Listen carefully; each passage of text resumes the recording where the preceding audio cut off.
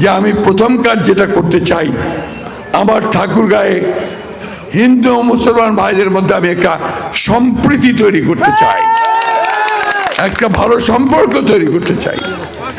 আমার বক্তব্যের সময় তোমরা দয়া করে স্লোগান দিও না, স্লোগানের রাজনীতি শেষ, এবার কাজের রাজনীতি শুরু করি বাবা, ঠিক না? আমরা কাজ করতে চাই, উন্নয়নের জন্য আমাদেরকে সবাইকে এক হতে হবে, ঐক্যবদ্ধ হতে হবে। এখানে বিভক্ত থাকলে চলবে না। আমরা হিন্দু, মুসলমান, বৌদ্ধ, খ্রিস্টান সবাই এক হয়ে কাজ করব, তাহলে অবশ্যই আমরা এই কাজগুলো করতে পারবো। আমার হিন্দু ভাই বোনদেরকে, আপনাদের মধ্যে একটা ভয় কাজ করে। কিসের ভয়? যে আমাদেরকে যদি আবার ওই ভোট দিতে গেলে যদি কেউ হামলা টামলা করে, আছে না এরকম ভয়? কোনো ভয় করবেন না। আপনি এই দেশের নাগরিক, আমি যেমন নাগরিক আপনিও নাগরিক, আপনি বাংলাদেশি আমিও বাংলাদেশি। আমি যেমন ভোট দিতে যাব আপনি তেমনি ভোট দিতে যাবেন। কে আপনাদেরকে হামলা করতেছে, কে আপনাদের আটকাচ্ছে, ওটা আমরা দেখব। আমাদের শরীরে এক বিন্দু রক্ত থাকতে আপনাদের কোনো ক্ষতি আমরা হতে দেব না বন্ধুরা। এই রাষ্ট্র দেবে না, সেনাবাহিনী আর দেবে না, কেউ ক্ষতি করবে না, ওই চিন্তাও করবেন না। আপনারা সাহস নিয়ে থাকবেন, আপনাদের সুরক্ষার দায়িত্ব রাষ্ট্রের, আমাদের সকলের, তাই না? কি বলেন ভাইরা? তাই তো? আমরা সবাই পাহারা দেব, ঠিক আছে? আপনার পূজার সময় পাহারা দিচ্ছে না? সত্য? কোনো অঘটন ঘটছে? একটা ঘটনি। এইরকম আমরা পাহারা দিয়ে আপনাদের সুরক্ষার ব্যবস্থা করব। আপনারা নিজেদের বুকে একটু বল আনেন, একটু শক্তি আনেন। এটা আপনাদের দেশ, আপনাদের মাটি, এটা সমান অধিকার আছে আপনার এখানে।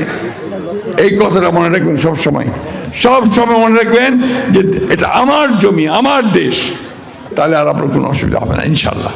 যার আমি জামাতে ইসলাম সম্পর্কে একটা কথা আপনাদের বলে যাই, এই কথাটা বড় দরকার আছে। জামাতে ইসলাম খুব কথা হচ্ছে টেলিভিশনে, অনলাইনে, পত্রিকায়, বক্তৃতায়, না? তো জামাতে ইসলামকে জিজ্ঞেস করবেন যে এই দেশটার স্বাধীনতার সময় আপনার কি ভূমিকা ছিল?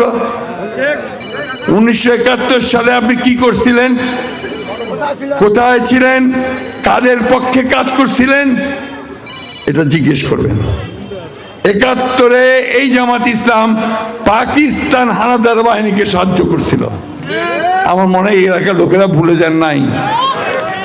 আমরা সবাই পালায় চলে গেছিলাম আক্রমণে।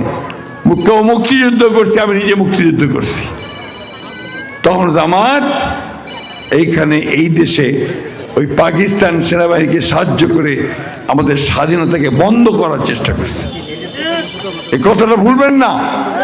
আমরা যেমন 24-এর জুলাই যুদ্ধকে ভুলবো না, আমাদের একটা গণতান্ত্রিক ব্যবস্থা আমরা ফিরে পেয়েছি, ঠিক একইভাবে আমরা 1971-কে ভুলবো না, কারণ যুদ্ধ করে আমরা স্বাধীনতা পেয়েছি।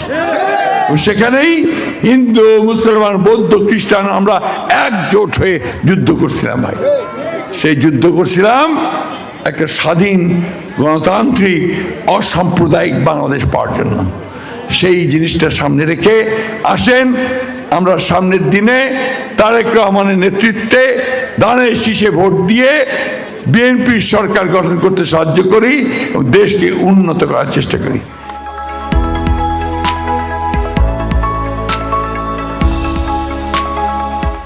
দিনাজপুর টিভি, মানুষের জীবনের কথা বলে।